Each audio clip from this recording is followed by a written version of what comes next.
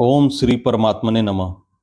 आज हम गीता के अध्याय 1 के श्लोक संख्या 26, 27, 28, 29 और 30 का श्रवण करेंगे। पूर्व श्लोक में भगवान ने अर्जुन से कुरुवंशियों को देखने के लिए कहा। उसके बाद क्या हुआ इसका वर्णन संजय आगे के श्लोकों में करते हैं। तत्रापश्यत स्थितान् पार्थः पितृरनथ पितामहान् आचार्यान् मातुलान् भ्रातॄन् पुत्रान् पौत्रान् सखिनस्तथा स्वसुरान् सुहृदश्चैव सेनयोरुभयोरपि। अर्थात उसके बाद पृथानंदन अर्जुन ने उन दोनों ही सेनाओं में स्थित पितामहों को, आचार्यों को, मामाओं को, भाइयों को, पुत्रों को, पौत्रों को तथा मित्रों को, ससुरों को और सुहृदों को भी देखा। व्याख्या। जब भगवान ने अर्जुन से कहा कि इस रणभूमि में इकट्ठे हुए कुरुवंशियों को देख, तब अर्जुन की दृष्टि दोनों सेनाओं में स्थित अपने कुटुंबियों पर गई। उन्होंने देखा कि उन सेनाओं में युद्ध के लिए अपने अपने स्थान पर भूरिश्रवा आदि पिता के भाई खड़े हैं, जो कि मेरे लिए पिता के समान हैं। भीष्म, सोमदत्त आदि पितामह खड़े हैं। द्रोण, कृप आदि आचार्य खड़े हैं। पुरोजित, कुंती भोज, शल्य, शकुनी आदि मामा खड़े हैं। भीम, दुर्योधन आदि भाई खड़े हैं। अभिमन्यु, घटोत्कच, दुर्योधन का पुत्र, लक्ष्मण आदि मेरे और मेरे भाइयों के पुत्र खड़े हैं।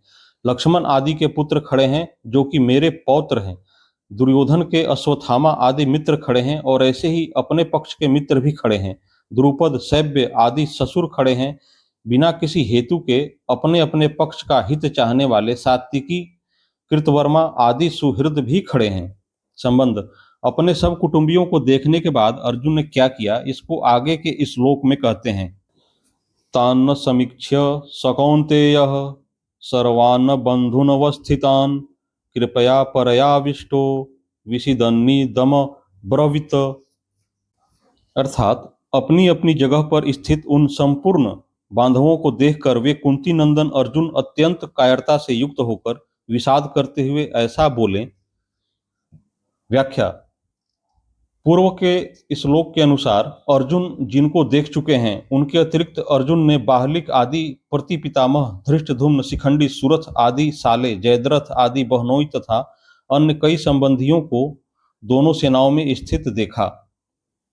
स कौन्तेयः कृपया पर्याविष्टः, इन पदों में स कौन्तेयः कहने का तात्पर्य है कि माता कुंती ने जिनको युद्ध करने के लिए संदेश भेजा था और जिन्होंने सूरवीरता में आकर मेरे साथ दो दो हाथ करने वाले कौन हैं। ऐसे मुख्य मुख्य योद्धाओं को देखने के लिए भगवान श्री कृष्ण को दोनों सेनाओं के बीच में रथ खड़ा करने की आज्ञा दी थी। वे ही कुंतीनंदन अर्जुन अत्यंत कायरता से युक्त हो जाते हैं। दोनों ही सेनाओं में जन्म के और विद्या के संबंधी दिखने से अर्जुन के मन में यह विचार आया कि युद्ध में चाहे इस पक्ष के लोग मरे चाहे उस पक्ष के लोग मरे, नुकसान हमारा ही होगा, कुल तो हमारा ही नष्ट होगा, संबंधी तो हमारे ही मारे जाएंगे। ऐसा विचार आने से अर्जुन की युद्ध की इच्छा तो मिट गई और भीतर में कायरता आ गई। इस कायरता को भगवान आगे कसमलम तथा हृदय दौर्बल्यम कहा है और अर्जुन ने कार्पण्य दोषोपहत स्वभाव कहकर भी स्वीकार किया है। अर्जुन कायरता से आविष्ट हुए हैं। कृपया विष्टः, इससे सिद्ध होता है कि यह कायरता पहले नहीं थी प्रत्युत अभी आई है। अतः यह आगंतुक दोष है। आगंतुक होने से यह ठहरेगी नहीं, परंतु शूरवीरता अर्जुन में स्वाभाविक है, अतः वह तो रहेगी ही। अत्यंत कायरता क्या है? बिना किसी कारण निंदा, तिरस्कार, अपमान करने वाले, दुख देने वाले, वैरभाव रखने वाले, नाश करने की चेष्टा करने वाले दुर्योधन, दुशासन, शकुनी आदि को अपने सामने युद्ध करने के लिए खड़े देखकर भी उनको मारने का विचार ना होना, उनका नाश करने का उद्योग न करना, यह अत्यंत कायरता रूप दोष है। यहाँ अर्जुन को कायरता रूप दोष ने ऐसे घेर लिया है कि जो अर्जुन आदि का अनिष्ट चाहने वाले और समय समय पर अनिष्ट करने का उद्योग करने वाले हैं, उन अधर्मियों पापियों पर भी अर्जुन को करुणा आ रही है और वे क्षत्रिय के कर्तव्य रूप अपने धर्म से च्युत हो रहे हैं।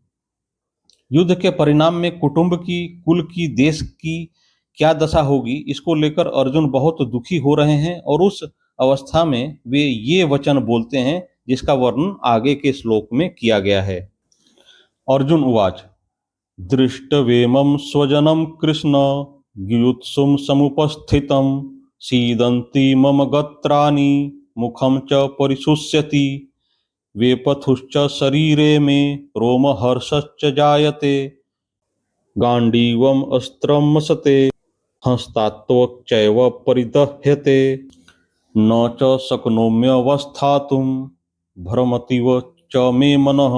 अर्जुन बोले, हे कृष्ण, युद्ध की इच्छा वाले इस कुटुंब समुदाय को अपने सामने उपस्थित देखकर मेरे अंग शिथिल हो रहे हैं और मुख सूख रहा है तथा मेरे शरीर में कंपकपी आ रही है एवं रोंगटे खड़े हो रहे हैं। हाथ से गांडीव धनुष गिर रहा है और त्वचा भी जल रही है। मेरा मन भ्रमित सा हो रहा है और मैं खड़े रहने में भी असमर्थ हो रहा हूँ। व्याख्या। अर्जुन को कृष्ण नाम बहुत प्रिय था। यह संबोधन गीता में 9 बार आया है। भगवान श्री कृष्ण के लिए दूसरा कोई संबोधन इतनी बार नहीं आया। ऐसे ही भगवान को अर्जुन का पार्थ नाम बहुत प्यारा था, इसलिए भगवान और अर्जुन आपस की बोलचाल में ये नाम लिया करते थे और यह बात लोगों में भी प्रसिद्ध थी। इसी दृष्टि से संजय ने गीता के अंत में कृष्ण और पार्थ नाम का उल्लेख किया है।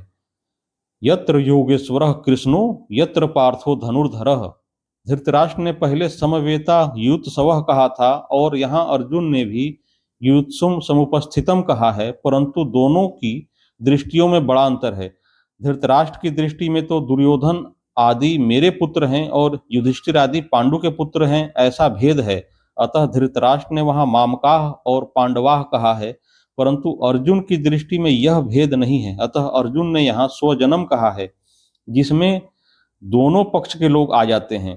तात्पर्य है कि धृतराष्ट्र को तो युद्ध में अपने पुत्रों के मरने की आशंका से भय है, शोक है, परंतु अर्जुन को दोनों ओर की कुटुंबियों के मरने की आशंका से शोक हो रहा है कि किसी भी तरफ का कोई भी मरे, पर वह है तो हमारा ही कुटुंबी। अब तक दृष्टवा पद 3 बार आया है। दृष्टवा तो पांडवानिकम व्यवस्थितान दृष्टवा धार्तराष्ट्र नाम, और यहाँ दृष्टवेमम स्वजनम। इन तीनों का तात्पर्य है कि दुर्योधन का देखना तो एक तरह का ही रहा है, अर्थात दुर्योधन का तो युद्ध का ही एक भाव रहा, परंतु अर्जुन का देखना 2 तरह का हुआ। पहले तो अर्जुन धृतराष्ट्र के पुत्रों को देखकर वीरता में आकर युद्ध के लिए धनुष उठाकर खड़े हो जाते हैं और अब स्वजनों को देखकर कायरता से आविष्ट हो रहे हैं, युद्ध से उपरत हो रहे हैं और उनके हाथ से धनुष गिर रहा है। अर्जुन के मन में युद्ध के भावी परिणाम को लेकर चिंता हो रही है, दुख हो रहा है। उस चिंता दुख का असर अर्जुन के सारे शरीर पर पड़ रहा है। उसी असर को अर्जुन स्पष्ट शब्दों में कह रहे हैं कि मेरे शरीर का हाथ, पैर, मुख आदि एक एक अंग शिथिल हो रहा है। मुख सूखता जा रहा है, जिससे बोलना भी कठिन हो रहा है। सारा शरीर थर थर कांप रहा है। शरीर के सभी रोंगटे खड़े हो रहे हैं, अर्थात सारा शरीर रोमांचित हो रहा है। जिस गांडीव धनुष की प्रत्यंचा के टंकार से शत्रु भयभीत हो जाते हैं, वही गांडीव धनुष आज मेरे हाथ से गिर रहा है। त्वचा में, सारे शरीर में जलन हो रही है। मेरा मन भ्रमित हो रहा है, अर्थात मेरे को क्या करना चाहिए यह भी नहीं सूझ रहा है। यहाँ युद्ध भूमि में रथ पर खड़े होने में भी मैं असमर्थ हो रहा हूँ। ऐसा लगता है कि मूर्छित होकर गिर पड़ूंगा। ऐसे अनर्थकारक युद्ध में खड़ा रहना भी एक पाप मालूम दे रहा है। नारायण नारायण नारायण।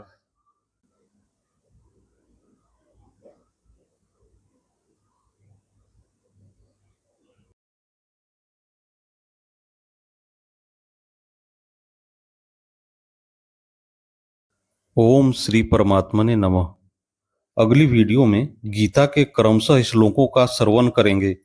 इस चैनल को कृपया सब्सक्राइब कर लें ताकि वीडियो मिस ना हो।